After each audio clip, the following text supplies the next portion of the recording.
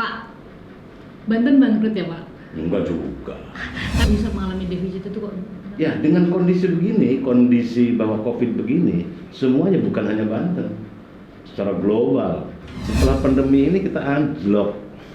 Ya tidak lebih daripada 3 miliar. 3 miliar. 3 miliar yang biasanya 22 sampai 25 itu ya. Per hari. Per hari. Sampai ada pinjaman ke Bank BJB 800 miliar. Waktu itu kan saya katakan sebelum ada Pandemi. musibah pandemi.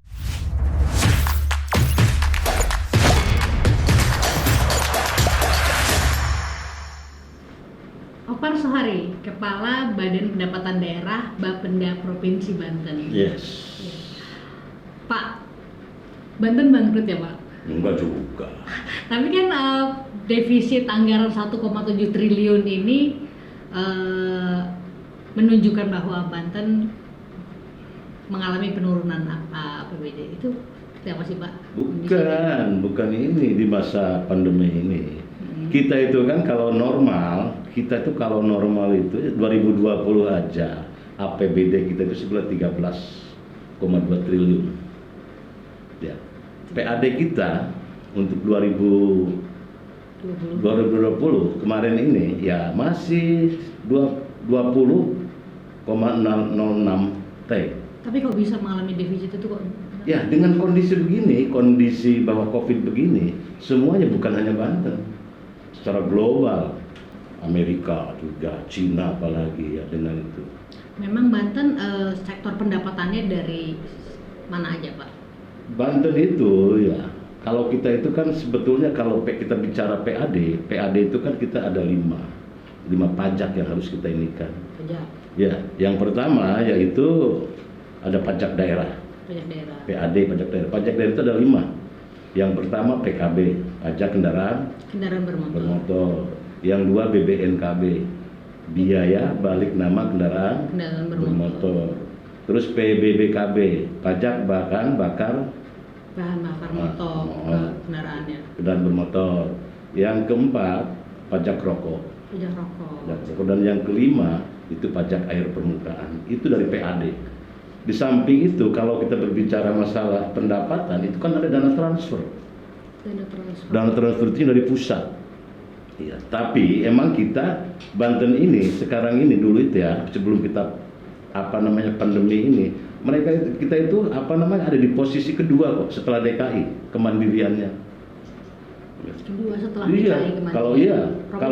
Kalau secara nasional kita itu kelima, masuk yang pertama DKI, yang kedua Jawa Barat, Jawa Timur, Jawa Tengah, Banten. PAD itu. Ya, sebelum kena dampak begini ya COVID. Tapi setelah dampak COVID semuanya kan kita turun. Jangankan kita dari PAD, dari dana transfer pun turun 30%. Ya. Nah Pak, kalau dari ini kan yang kita lihat dari 5 pendapatan ini pajak memang untuk tahun ini ada beberapa pajak yang sepertinya terhenti ya Pak. Kayak dari pajak kendaraan bermotor yang saya tahu juga memang penilangan dan razia itu dihentikan. Itu seperti apa sih sebenarnya mekanismenya? Jadi begini ya, dengan adanya KLB kejadian luar biasa atau dengan pandemi COVID-19 ini, ya masyarakat kan banyak. Yang pertama jangankan untuk membayar pajak, untuk makan aja ini, apalagi masyarakat ini ya, masyarakat kecil ini kan susah. Dan juga di samping itu juga banyak beberapa mungkin juga para karyawan, para pekerja yang dirumahkan, ya kan? Contoh di sini saja di Cikande itu biasanya kita itu mendapatkan walaupun kecil-kecil tapi yang kendaraan roda 2 itu luar biasa, ratusan ribu jumlah. Sekarang ini kan dengan diadakannya dirumahkan atau istilahnya bukan PHK ya. Kalau PHK itu kan mereka terdampar, terpapar. Nah, waktu itu ada ya. Yang pertama ada juga sprint atau maklumat dari Kapolri bahwa semuanya tidak boleh dalam waktu pandemi ini tidak boleh diadakan razia. Begitu pimpinan Pak Gubernur. Kita kan beranggapan kan kita tidak manusiawi dong. orang yang nggak punya duit misalkan itu semua sepakat, itu juga arahan dari pimpinan dari Pak Gubernur semuanya bahkan semuanya seluruh Indonesia tidak boleh ada ya, tidak boleh ada razia, bahkan PNBP pun kan SIM juga kan tidak di ini gitu. Tapi ke depan kalau mungkin sudah pandemi ini berakhir ya kita mulai lagi. Karena mengapa? Karena pajak itu kan memaksa. Sudah berapa bulan ini berlangsung tidak ada pemasukan dari sektor pajak kendaraan, Pak? Bukan tidak ada, oh, iya, ada turun. Sejak bulan Maret lah, sejak KLB itu di KLB bukan diberlakukan ya, sudah pandemi itu April, Mei, Juni, Juli ya sampai. Ya, cuman maksudnya ya tidak sesuai dengan target. Bukan tidak ada masuk. Ya. Mungkin dari 100% itu masuknya mungkin hanya 30-40%. Jadi begini, dari PAD itu ya.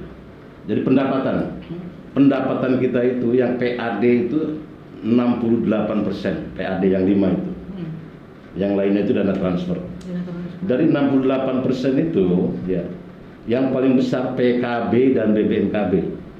Itu PKB dan BBNKB itu mengindikan sampai 70%. Ya. Dana transfer sendiri turun sampai berapa persen, Pak? 30%. Sesuai dengan Kementerian Keuangan itu. Gitu. Itu berlaku seluruh daerah ya, Pak? Seluruh daerah, bukan hanya Banten, Indonesia, bahkan mungkin dunia, bahkan sudah banyak gitu ya. Tenan-tenan, perindustrian mobil, seperti Gaikindo saja. Gaikindo itu gabungan kendaraan Indonesia. Terus isi Ikatan Sepeda Motor Indonesia. Itu sudah menurunkan 60%. Ya. Dari kendaraan ya di Indonesia ini dari 1.100.000 itu Gaikindo itu sudah menurunkan 60% jadi tinggal 400.000. Dari 400.000 itu yang laku berapa? Gitu ya. Itu sudah ya, itu Gaikindo. Dari pajak-pajak pembelian kendaraan juga jelas turun. Terus sepeda motor. Ya, sepeda motor juga sama. Sepeda motor itu di Banten itu tiap hari itu sebenarnya lebih daripada 7.000. Setiap hari loh. Pak, kalau PAD-nya sendiri Banten ini sebenarnya larinya kemana aja sih, Pak? Ya larinya untuk pembangunan Provinsi Banten, infrastruktur, gaji pegawai dan sebagainya. Persentasenya? Ya, Anda bisa lihat untuk membiayai pendidikan, apalagi sekarang ini Pak Gubernur kita itu kan pendidikan di SMA, SMK itu kewenangan provinsi itu digratiskan. Satu siswa mendapatkan sekitar berapa? 5,5 juta per orang. Dibantukan oleh provinsi. Ya ke situ. Fokusnya untuk pendidikan infrastruktur. Dan infrastruktur. PAD Banten larinya ke situ, infrastruktur. Pak, untuk saat ini sendiri ya, angka real yang masuk ke Provinsi Banten itu berapa sih pendapatannya setiap hari? Ini kalau kita kembali lagi, kalau kita secara normal maksudnya tidak ada KLB pandemi, kita itu dari PKB dan BBNKB itu 22 sampai 25 miliar per hari. Per hari 20 sampai 25 miliar? Iya, 22 sampai 25. PKB itu sampai 14 miliar, BBN itu sekitar 11 atau 12 miliar. Dan saat ini setelah pandemi? Setelah pandemi ini kita anjlok. Bukan turun, anjlok ya. Kalau turun mah misalkan dari 2 turun ke misalkan ke 1, kalau ini anjlok gitu. Ya. Anjlok sekitar kita dengan pandemi sekitar 65 sampai 70%. 65. Iya. Nah, kita sehari dari PKB dan BBNKB itu ya kalau kemarin apalagi yang waktu itunya itu pada bulan April, Mei itu luar biasa. Sejak bulan Maret, April, Mei, Juni itu lagi santer-santernya yaitu pandemi. PKB itu kita itu pajak kendaraan bermotor itu dari DU saja itu ya tidak lebih daripada 3 miliar. 3 miliar yang biasanya 22 sampai 25 itu ya. Per hari. Terus BBN itu pernah ya sampai misalkan hanya ratusan juta. Karena tidak ada bagaimana orang mau beli mobil. Karena masyarakat itu mau beli kendaraan baru itu yang pertama mau lebaran. kebutuhan ya, Ya mau lebaran, transport. pengen pulang misalkan ke Palembang, bahkan pengen bawa mobil baru gitu. Kalau kemarin kan jangankan beli mobil baru, Di mudiknya rumah aja nggak boleh. nggak boleh. Iya. Begitu kan? Betul. Itu gitu. Sehingga ya kosong aja gitu. Dan sekarang roda 2 sama juga. Roda 2 saya katakan tadi bahwa di Banten itu sehari bisa sampai 5.000, 6.000 roda 2 keluar. Kendaraan. Sekarang itu ya berdasarkan dari leasing itu, mengapa? Karena sekarang ini ya banyak leasing juga. Kalau dulu ya masyarakat punya uang 500.000 untuk usaha, untuk menjadi Gojek, untuk menjadi bisa kan beli kendaraan roda 2. kredit. Sekarang itu tidak bisa, minimal setengahnya. Ya kan? Dulu itu punya uang 500.000 bisa Iya. untuk beli roda 2. Bayar cicilan gitu. Sekarang itu kan nggak bisa. Mengapa? Karena ya mungkin leasing, perbankan juga tidak mau ngambil risiko. Iya. Ya kan? Karena di masa ini. Iya. Nah Pak, dari pendapatan yang turun sampai berapa puluh persen tadi, sampai hingga cuma 3 miliar saja per hari, itu bisa membackup kebutuhan Pemprov sampai berapa persen sih Pak? Begini ya, itu kan nanti makanya ada refocusing itu, bukan refocusing ini ya, ada penyesuaian sampai refocusing ketiga gitu. Di situ TAPD membuat tim anggaran pemerintah daerah gitu ya. Ada misalkan begini, ini refocusing itu kan kalau kami di Bapenda tugasnya untuk mencari duit nih. Ternyata yang kita harapannya misalkan sekian ratus miliar, ternyata hanya segini. Itu kan nanti kan ada bendahara umum, yaitu namanya di BPKAD. Di situ yang bisa mengaturnya untuk ini. Mungkin juga kalau perencanaannya kan nanti ada di Bapeda. Yang tadinya perencanaan ada beberapa kegiatan karena ada uangnya segini, nanti itu ya makanya kami itu TAPD Bapeda diketuai oleh Sekda, Bapeda, Bapenda gitu ya, BPKAD selalu gitu ya. Ini itu nanti ada di BPKAD, harusnya ditanya BPKAD yang karena misalkan kita target segini ternyata pendapatan hanya segini gitu. Nah, upaya Pemprov sendiri untuk memaksimalkan pendapatan yang minim di masa pandemi ini apa aja? Ya banyak, karena waktu kita masa pandemi itu kan kita juga semua Samsat itu nggak tutup sih, cuman diberlakukan Samsat itu kita mempunyai 12 Samsat. 12 yang mulai dari Ciputat, Ciledug, Serpong, Cikokong, terus Banten ya? Iya, Kelapa II yang baru, Balaraja, itu Polda Metro ya 5 itu. Terus Balaraja, Cikande, Cilegon, Serang, Rangkas, terus Malingping, itu kita ada 12 Samsat. Ya. Waktu itu kita kan diberlakukan kan dengan untuk menghindari penyebaran COVID, kita diberlakukan juga piketing, tidak kalau untuk libur tidak. Tidak ada libur. Ya, karena juga di Samsat itu kan ada ya 3 atau 4 elemen. Yang pertama dari Pemda, yang kedua dari kepolisian, yang ketiga dari Jasara Harja dan perbankan. Iya. Sistemnya aja. Ya bukan harus satu rumah itu ada 3 ini harus satu. Maksudnya Kita mungkin sistemnya shift aja jadi nggak ada libur. Nah itu nggak ada libur. Nah dari Pemda pun nggak ada libur gitu ya. Kita bagi misalkan dengan sistem piketing. Piket. Kalau misalkan di Samsat itu ada ini, oke, jaga jarak dengan menggunakan. Nah sekarang ini sudah agak ada ada PSBB dan sebagainya. Kita udah masuk semua dengan menggunakan protokol kesehatan New normal COVID-19. Di samping 12 Samsat ya kita itu juga kan kita tuh punya gerai-gerai. Baru 2 minggu yang lalu kita membuka gerai, kecuali kita mempunyai 52 gerai. 52 gerai sebanten, kecuali yang masih gerai itu yang masih berada di mall, kita belum buka gitu ya. Dan kita pun sekarang ya kita mempunyai sekitar ada 50 mobil sampling gitu. Tapi kita tidak gunakan karena belum kita optimalkan, padahal lumayan gitu kita kejar masyarakat itu Jadi mendekatkan pelayanan kepada masyarakat. Di samping itu ada juga kita mobil samling, Mobil samling. samsat keliling gitu. Ada juga samtor, samsat motor. Kita melalui pelayanan. Di samping itu ada juga yang melakukan online. Ada sambat. Kita juga sekarang bekerjasama dengan Bukalapak. Bukalapak.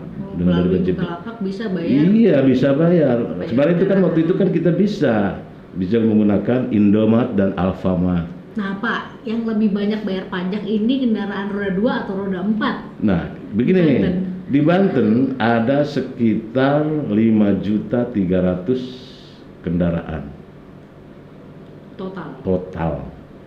Itu ya, 89%-nya itu roda 2. Ya. Jadi memang Roda 2. Ya jelas yang paling banyak itu ya roda 2. Karena begini, mungkin satu keluarga itu berisi, satu rumah itu berisi misalkan 4 motor untuk pembantunya, untuk anaknya sekolah, ibunya pergi belanja, bapaknya untuk kerja. Itu kan lumayan. Ya walaupun saya katakan tadi mungkin tidak seberapa. Pajak motor ada kendaraan 22 itu hanya misalkan 250.000 atau 275 gitu kan. Tapi karena soal banyaknya begitu kan. Dalam satu rumah bisa ada 4 sampai 5 motor. Bahkan kami itu juga mendekatkan gitu. Kita kerjasama dengan perusahaan-perusahaan seperti di Cikande. Nah situ para pekerjanya bekerjasama dengan koperasi. Ya nanti tiap biasanya gajian itu diambil 50.000 atau berapa itu terserah mereka gitu. Nanti untuk membayar pajaknya. Gitu. Nah Pak, kalau untuk pendapatan Banten dari sektor usaha dari perusahaan ini kan ada perusahaan-perusahaan yang pusatnya di Jakarta, sementara kantor cabangnya ya atau kantornya ada di Banten. Ini seperti apa sih Pak? Ya begini. Ya betul sekali gitu. Perusahaan di Banten ini banyak sekali, perusahaan berskala nasional. Tapi kan, ya bayar pajaknya pusat. Front office-nya, head office-nya, kantor pusatnya ada di Jakarta. Ya kita ini kadang-kadang ketimbang pulung hanya belebunya aja, hanya asapnya aja gitu. Tapi kita juga ada PPh 21. Tapi kami dari Bapenda minimal gitu ya.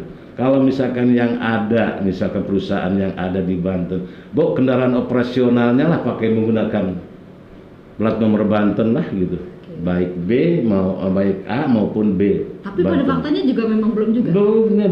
Masih banyak. Ini mungkin karena mereka itu menganggap ya memang betul sekali ya bahwa ini boleh gitu. Tapi kan ya punya inilah mereka menggunakan jalan kita, infrastruktur kita. Ya. Jalan kita saya katakan tadi kan bahwa jalan pimpinan kita ya selalu dengan visi dan misinya itu yang pertama untuk infrastruktur. Ya kan? Berarti kan infrastruktur berapa kekuatannya, berapa harus dibangun. Itu kan dari pajak. Prioritas. Iya. Ya, Pak Gubernur, Pak WH sekarang ini kan, Pak WH dan Pak Andika itu sekarang lagi melakukan infrastruktur. Coba lihat. Jalan-jalan di Banten Selatan sekarang itu sudah mulus. Ya kan? Berarti dari mana? Dari pajak kan uangnya. Yang digunakan kan? Ya iya gitu. Masa ini misalkan ada pengguna jalannya, mereka misalkan mengangkut baik itu pasir atau apalagi mobilnya sewa. Para pengusaha itu sewa mobilnya dari Tanjung Priok yang sehingga ratusan mobil tronton itu, padahal dia merusak gitu. Ini ya, tolonglah gitu, sadarlah gitu. Ya, bahwa bayar pajak juga ya untuk infrastruktur. Ya, untuk berbagai infrastruktur. Apalagi yang tonasinya melebihi gitu. Ya kan? Sadarlah gitu. Bahwa pajak yang Anda bayar itu untuk pembangunan infrastruktur sesuai dengan visi dan misi. Boleh dilihat lah. Sekarang ini ya. Dulu mungkin 4 tahun ke belakang itu masih jalan ke selatan itu masih, tapi sekarang sudah lihat di beton. Ya kan? Sudah luar biasa. Itu dari mana? Ya dari pajak yang kita kumpulkan.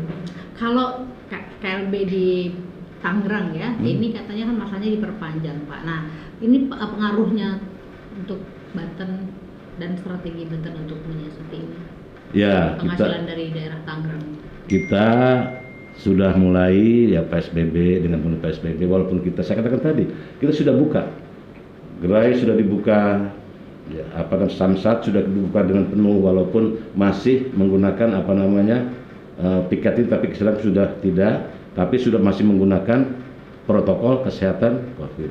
Alhamdulillah, kalau kemarin itu masih ada yang sehari itu 3 sampai 4 miliar, sekarang sudah agak menaik. Sudah bisa 8, 9 miliar gitu. Dan kita sudah buka, gerai-gerai sudah kita buka. Tinggal kita masih nunggu ya, mungkin gerai-gerai yang masih berada di mall. Belum kita buka. Itu luar biasa. Di samping itu kalau sudah normal, ya kita juga mengadakan pendekatan gitu. Kita sudah jemput door to door. Door to door anak-anak kita sudah biasa door to door. Mohon maaf kepada masyarakat kalau kedatangan nanti gitu, kalau sudah normal, kedatangan staf tugas kami untuk mengingatkan membayar pajak. Mungkin ya lupa, saking ininya mungkin di rumah saja, lupa mungkin kendaraannya. Dan kita pun sekarang kita mengadakan bebas denda. Bebas denda untuk bayar pajak. Misalkan Mbak habisnya misalkan bulan ini ternyata nggak sempat atau belum punya duit, bayarnya nantilah kita sampai tanggal 31 Agustus. Oh, sampai tanggal 31 Agustus 2020. 2020 nanti. Ya, yang misalkan ini berlaku dari kapan, Pak? Berlaku dari mulai bulan Maret. Dari bulan Maret hingga 31 Agustus 2020. Nanti kalau perlu masih kita perpanjang, tapi belum lah kita dulu lihat penuh. Okay. Mengapa? Karena bagaimanapun saya katakan tadi bahwa pajak ini memaksa. Begitu Mbak. Ini ya arahan juga dari pimpinan kita, Pak Gubernur, Pak Wagub, ya ini bagaimana untuk ini, dan kita pun ada gitu membebaskan pajak progresif. Jadi Mbak ya punya mobil ini berapa, silakan aja, tidak dihitung pajak yang kedua yang ketiganya. Nah Pak, ini untuk biaya belanja pegawai. Pemotongan tukin ini sendiri kan kemarin untuk ASN Pemprov Banten ini kan menuai banyak pro kontra dan protes ya Pak ya. Memang kondisinya seperti apa sih Pak sampai memang tukin ini harus dipotong? Ya begini. Berapa banyak belanja pegawai? Ya begini Mbak, kita ini kan dalam menyusun DPA ini kan, DPD ini kan setahun yang lalu untuk belanja pegawai berapa, untuk kegiatan infrastruktur rancangannya itu berapa. Ternyata di tengah jalan kita kena COVID. Musibah. Istilahnya kalau ini masalah tsunami apa namanya? Iya. Gitu kan? Ya ini musibah. KLB. Itu kan. Jadi dalam struktur itu sudah ada dulu itu untuk belanja pegawai. Kalau tidak salah, tukin itu sebulan itu lebih daripada 78 miliar. Sebelum masa pandemi. Iya, gitu kan? Itu sudah kita perhitungkan. Mengapa? Karena pendapatan kita, saya katakan tadi, besar. Kalau 78 misalkan ya, kali misalkan 12 berapa? Itu kan? Ya, besar kan? Besar. Dan kita pun sanggup untuk itu. Sampai ada pinjaman ke Bank BJB 800 miliar. Waktu itu kan saya katakan sebelum ada musibah pandemi. Memang sebelum pandemi? Iya kan? Iya. Sebelum pandemi gitu sudah masuk dalam struktur anggaran. Karena kita saya katakan tadi 22 sampai 24 miliar ditambah juga dana misalkan dari yang lain-lainnya. Itu kan sudah dimasukin. Ternyata di tengah-tengah ini kita ya terpapar. Masih wajar, mengapa? Karena ini luar biasa ini Pak Gubernur dan Pak Wagub ini ya. Luar biasa gitu. Tukin kita ini Banten ini besar. Ya kan? Dan karena pandemi ini maka bukan ya besar kan? Ya. Untuk eselon untuk staf aja kan 5 juta ke atas gitu. Ya. Untuk eselon 4 sampai 20. Ya, eselon 3 sampai 30, eselon 2 ada sampai 50 gitu kan. Itu kan ya. Karena kita ini hampir itu ya hanya beda satu strip aja dengan DKI. Ya. luar biasa gitu. Dan memang di masa pandemi ini semua orang harus merasakan sense of crisis, harus sadar diri, begitu kan? Okay. Ya, kita misalkan contoh begini, kita mau ngasih anak-anak kita misalkan, dengan kita punya perkiraan, nanti kita dapat ini akan ngasih. Ternyata tidak sesuai dengan ini atau ada musibah atau apa, kan nggak bisa kan? Yeah. Nah ini harusnya bersyukur. ASN di Provinsi Banten harus bersyukur. Luar biasa ini keinginan Pak Gubernur, Pak Wagub gitu ya. Ini harus bersyukur gitu.